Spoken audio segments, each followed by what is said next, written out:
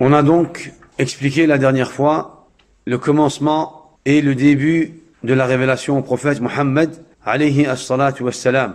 Al-Muhim, à la deuxième révélation, le prophète alayhi as-salatu was-salam a reçu les quelques premiers versets de Surat al-Muddathir.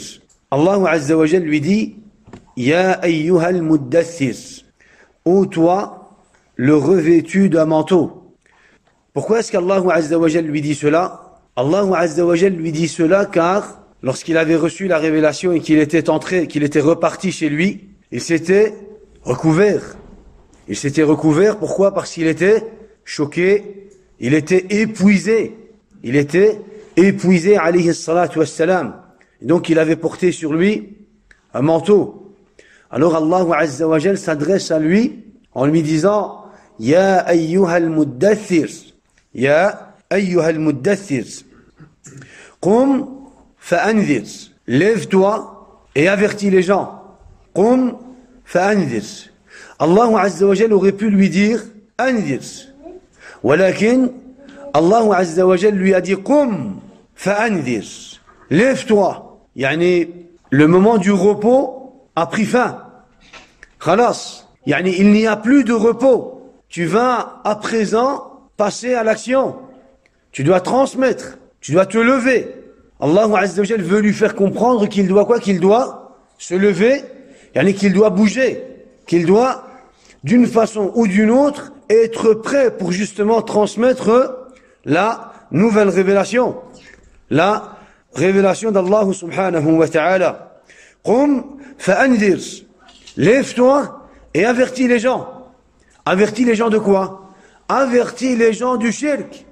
Ces gens-là reconnaissent Allah Azza wa Jal, mais ils commettent du shirk. Donc avertis les gens de commettre du shirk. Wa rabbaka fakabbir. Et ton Seigneur glorifie et exalte sa grandeur. Et ton Seigneur glorifie et exalte sa grandeur. Allah Azza wa Jal, khalas, à partir de maintenant, ya Muhammad, tu dois exalter la grandeur d'Allah Azza wa Jal. Tu dois exalter et proclamer le tawhid d'Allah subhanahu wa ta'ala. Wa rabbaka fakabbir. Wa rabbaka fakabbir. Ne glorifie que ton Seigneur. N'exalte que la grandeur de ton Seigneur. Wa thiyabaka fatahhir. Et tes vêtements, tes habits, purifie-les. Et tes vêtements, tes habits, purifie-les. Ya'ni, c'est-à-dire, purifie tes membres. Purifie tes membres de toute impureté. Purifie tes membres, éloigne-toi, écarte-toi, reste loin de toutes sortes de quoi? D'applications qui fait partie de la jahiliya. Purifie tes membres. Allah Azza wa Jal lui dit: Wa thiyabaka fatahhir. Purifie tes membres de toutes sortes de quoi? D'impureté. Warrujza fahjur. Warrujza fahjur. Et éloigne-toi des péchés. Ici, ar-rujza a été interprété différemment. Éloigne-toi des statues. Éloigne-toi des tarout. Éloigne-toi des péchés. Éloigne-toi de tout ce qui fait partie de la jahiliya. Fahjur. Éloigne-toi. Warrujza fahjur. Subhanallah. Donc, les quelques premiers versets que le prophète alayhi salatu wassalam a reçus. On a, ya ikhwa, dans ces quelques premiers versets, un message de la part d'Allah Azza wa Jal. Un message que chaque musulman et musulmane doit comprendre. Ya ayyuhal muddathir, qum fa'anzir. Lève-toi et avertis les gens. Avertis les gens du shirk. Avertis les gens du kufr. Avertis les gens de dalal. Avertis les gens de nawaqid de l'islam. Avertis les gens des annulatifs de l'islam. Avertis-les. Avertis-les de tout ce qui peut quoi? Les mener en enfer. Qum fa'anzir. Wa rabbaka fakabbir. Glorifie la grandeur d'Allah Azza wa Jal. Exalte la grandeur d'Allah subhanahu wa ta'ala. Wa thiyabaka fatahhir. Si tu veux te tenir droit sur le chemin d'Allah Azza wa Jal, tu dois exalter sa grandeur. Tu dois exalter sa grandeur et tu dois purifier tes membres de quoi? De toutes sortes d'impuretés. De l'haram, de l'munkarat. Warrujza fahjur. Et éloigne-toi des péchés, de la jahiliya, du shirk et du haram. Éloigne-toi de tout cela. Éloigne-toi de tout cela. Et donc le prophète, alayhi salatu wassalam, lorsqu'il a reçu la révélation, lorsqu'il a reçu ces quelques versets, il a compris qu'il devait quoi? Qu'il devait passer à l'action et qu'il devait justement commencer à transmettre le message d'Allah Azza wa Jal. Alors qu'est-ce qu'il a fait? Il a commencé en cachette et en secret à transmettre le message d'Allah subhanahu wa ta'ala. Et bien sûr, il a commencé tout d'abord avec sa propre famille. Il a commencé tout d'abord avec sa propre famille. Lorsque tu veux faire la da'wah, lorsque tu veux expliquer quelque chose, lorsque tu veux transmettre un message parmi les messages d'Allah Azza wa Jal, tu dois tout d'abord commencer par tes proches. C'est ce qui est quoi? C'est ce qui est logique. C'est ce qui convient à l'insan, à fitrat al-insan. Tu dois tout d'abord commencer par tes proches. Et donc le prophète alayhi salatu wassalam a commencé avec ses proches. Il a commencé avec Khadija radiyallahu anha. Il a commencé à transmettre à l'islam le message d'Allah Azza wa Jal à qui? À Khadija radiyallahu anha. Et donc, elle a été la première musulmane de l'Ummah al-Islamiyya. Elle a été la première qui a accepté le message du prophète alayhi salatu wassalam. La première musulmane, la première femme musulmane qui a accepté le message du prophète alayhi salatu wassalam. Et elle a appris directement de la bouche du prophète alayhi salatu wassalam. Elle a entendu directement de la bouche du prophète alayhi salatu wassalam la révélation d'Allah Azza wa Jal. Al-Muhim, après Khadija radiyallahu anha, le deuxième, ça a été Ali ibn Abi Talib radiyallahu anhu. Ali ibn Abi Talib radiyallahu anhu qui a été le premier enfant qui a quoi? Qui a accepté l'islam et qui est devenu musulman. Il avait ce jour-là 10 ans. Il avait ce jour-là 10 ans, ya ikhwa. Comment se fait-il que Ali ibn Abi Talib a accepté facilement l'islam? Abu Talib, comme on l'avait dit auparavant, Abu Talib était en difficulté. Et donc, il avait demandé au prophète Muhammad alayhi salatu wassalam de prendre un de ses enfants à sa charge. Le prophète alayhi salatu wassalam a vécu auprès d'Abi Talib quand il était enfant. Par après, Abu Talib, l'oncle du prophète, était en difficulté. Et donc, il a proposé au prophète Muhammad alayhi salatu wassalam de prendre un de ses enfants à sa charge. Et donc le prophète alayhi salatu wassalam a choisi qui? Ali ibn Abi Talib. Il a choisi Ali ibn Abi Talib. Et donc Ali ibn Abi Talib, en même temps le cousin du prophète alayhi salatu wassalam, et en même temps qu'est-ce qu'il faisait? Il vivait avec le prophète alayhi salatu wassalam. C'était le prophète qui le nourrissait, et c'était le prophète alayhi salatu wassalam qui prenait soin de lui. Et il passait du temps avec le prophète alayhi salatu wassalam. Il était sous la responsabilité du prophète alayhi salatu wassalam. Et donc, lorsque le prophète lui a parlé de l'islam, lorsque le prophète lui a parlé de la révélation, qu'est-ce qu'il a fait? Il a accepté al-haq. Il a accepté la révélation. Il n'avait que 10 ans. Il n'avait que 10 ans. Il n'a pas dit, attends, je vais quand même aller voir mon père. Je vais aller discuter avec mon père pour voir ce qu'il en pense. Non, il a accepté directement de la bouche du prophète, alayhi salatu wassalam. Pourquoi? Parce qu'il savait, le prophète, il savait combien il était juste. Il savait qu'il était digne de confiance. Il vivait avec le prophète, alayhi salatu wassalam. Et lorsqu'il a entendu le message, il a compris. Il a été sûr que ce message ne peut être qu'une vérité. Et donc, qu'est-ce qu'il a fait? Il a accepté le message du prophète, alayhi salatu wassalam. Dans certains récits, on nous dit que le prophète sallallahu alayhi wa sallam, lorsque c'était le moment de la prière, qu'est-ce qu'il faisait? Au début de l'islam. Au début de l'islam, parce qu'il y avait quand même une prière au début de l'islam. Avant qu'Allah subhanahu wa ta'ala nous ordonne les 5 prières obligatoires, le prophète sallallahu alayhi wa sallam avait une prière. Et donc, le prophète alayhi salatu wa sallam, lorsqu'il sortait de chez lui, et qu'il allait entre les montagnes dans les vallées pour pouvoir prier Allah Azza wa Jal, on nous dit que Ali ibn Abi Talib radiyallahu anhu le suivait. Il le suivait et ils priaient tous les deux ensemble et puis ils revenaient chez Khadija radiyallahu anha et le prophète alayhi salatu wassalam le récitait la nouvelle révélation. Le prophète alayhi salatu wassalam le renseignait al-aqidah, le tawhid, al-haq, millat Ibrahim. Et donc, c'est comme ça que le prophète, alayhi salatu wassalam, a commencé à transmettre l'islam.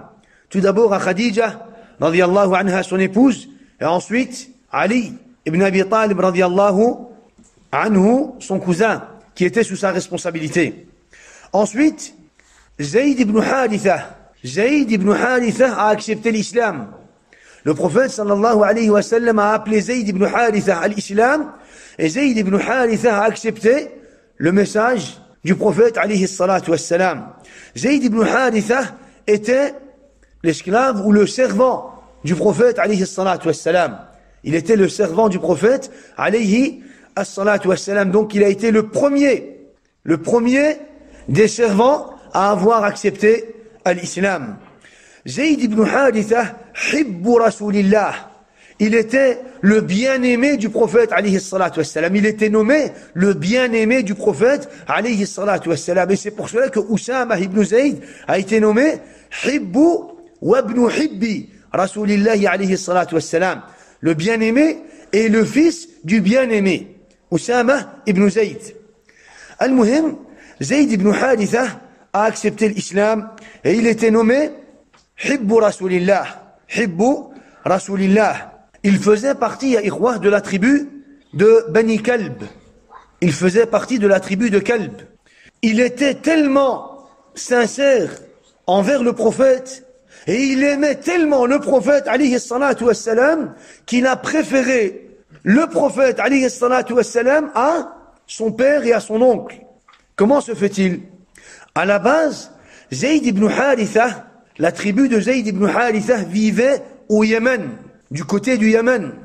Alors, pendant une guerre, Zayd a été capturé, pendant qu'il était encore enfant, il a été capturé et il a été emmené à la Mecque. Et il a été vendu à la Mecque comme esclave. Al-Muhim, c'est le grand-père et les oncles du prophète, alayhi salatu wassalam, qui ont pris Zayd ibn Haritha sous leur responsabilité. Jusqu'à ce que Zayd s'est retrouvé auprès du prophète, alayhi salatu wassalam. Al-Muhim, Zayd ibn Haritha s'est retrouvé auprès du prophète, alayhi salatu wassalam. Par après, le père de Zayd et son oncle, lorsqu'ils ont entendu qu'un jeune garçon qui a été capturé lors de la bataille a été vendu à la Mecque, ils se sont dit, c'est peut-être notre enfant, c'est peut-être Zayd. On va aller à la Mecque pour voir si c'est lui ou si c'est un autre. Alors le père de Zayd et son oncle sont venus à la Mecque. Ils sont venus à la Mecque et ils ont rencontré Zayd et justement, ils lui ont dit qu'ils étaient de sa famille. Son père lui a dit qu'il était son père et son oncle lui a dit qu'il était son oncle. Alors ils lui ont demandé de revenir avec lui au village de Kalb, au village de Bani Kalb. Alors Zayd ibn Haritha a refusé. Il a refusé. Il a dit, ما أنا بالذي أختار عليك أحدا وأنت مني بمنزلة الأب والعم. Le prophète, alayhi salatu wassalam, lorsqu'il a vu Zayd devant son père et son oncle, il lui a dit, à Zayd, si tu veux partir avec eux, tu peux. Je te libère. Tu as le droit de repartir avec ton père et ton oncle dans ton village. Tu as le droit de partir avec eux. Alors Zayd a dit, je ne vais pas choisir quelqu'un d'autre en dehors de toi, tout en sachant que toi, tu as été pour moi un père et un oncle. Je n'ai pas besoin de partir avec mon père ou avec mon oncle, tout en sachant que toi, tu as été pour moi un père et un oncle. Alors son père lui a dit, son père et son oncle lui ont dit, Wayhak, malheur à toi, tu choisis d'être esclave à la place d'être un homme libre. Tu choisis de rester auprès de Muhammad en tant que servant, en tant qu'esclave, à la place de venir avec nous et d'être un homme libre. Wayhak, malheur à toi. Alors, Zayd lui a dit Na'am. Zayd leur a répondu en disant Na'am, oui. Wa inni ra'aytu min hadha ar-rajuli shay'an ma ana billadhi akhtaru alayhi ahadan abada. Zayd ibn Haritha dit à son père et à son oncle, j'ai vu chez cet homme des choses qui ne vont jamais faire en sorte que je vais choisir quelqu'un d'autre en dehors de lui. J'ai vu chez cet homme des choses qui vont faire en sorte que je ne choisirai jamais quelqu'un en dehors de lui. Alors, Zayd ibn Haritha a choisi le prophète alayhi salatu wassalam. Il a choisi de rester avec le prophète, il a choisi de rester à côté du prophète alayhi salatu wassalam. Alors son père lui a dit, Wayhaka, malheur à toi, Wayhaka, malheur à toi. Et ils l'ont quitté. Ils l'ont quitté. Al-Muhim, Zayd ibn Haritha a été le premier servant à avoir accepté l'islam. Donc tout d'abord Khadija, ensuite Ali, ensuite Zayd ibn Haritha, ensuite Zayd ibn Haritha. Et comme vous le voyez, toutes ces personnes font partie de la famille du prophète alayhi salatu wassalam. Khadija, son épouse, Ali, son cousin, qui est sous sa responsabilité, Zayd ibn Haritha, qui est son servant. Ensuite, on a, parmi les premiers musulmans, les filles du prophète alayhi salatu wassalam. Les filles du prophète alayhi salatu wassalam. Zaynab, wa Kalthum, wa Fatima, wa Ruqayya. Zaynab, wa Kalthum, wa Fatima, wa Ruqayya. Les filles du prophète alayhi salatu wassalam. Qu'est-ce qu'elles ont fait? Lorsqu'elles ont entendu le message du prophète, elles ont directement accepté le message du prophète alayhi salatu wassalam, sans remettre la parole de leur père en question, sans commencer à douter de la parole de leur père. Elles se sont soumises et elles ont accepté le message du prophète alayhi salatu wassalam. Al-Muhim, la maison du prophète alayhi salatu wassalam, la maison du prophète alayhi salatu wassalam était devenue la première maison du tawhid. La première maison du tawhid. La première maison de laquelle va se propager le message du tawhid. La maison du prophète alayhi salatu wassalam. Ça a commencé dans la grotte de Hira. Ça s'est répercuté dans la maison du prophète alayhi salatu wassalam. Le prophète d'un côté, Khadija, ses filles, ses enfants, ses filles, Ali ibn Abi Talib, Zayd ibn Haritha, une maison, subhanallah, dont ses membres ont tous accepté l'islam, le tawhid. Ils ont accepté l'islam et le tawhid. Et quand on dit qu'ils ont accepté l'islam et le tawhid, c'est-à-dire qu'ils ont renié la situation, l'état des mouchriquines de cette époque. Ils ont renié la situation des mouchriquines de cette époque. Ils ont renié le shirk.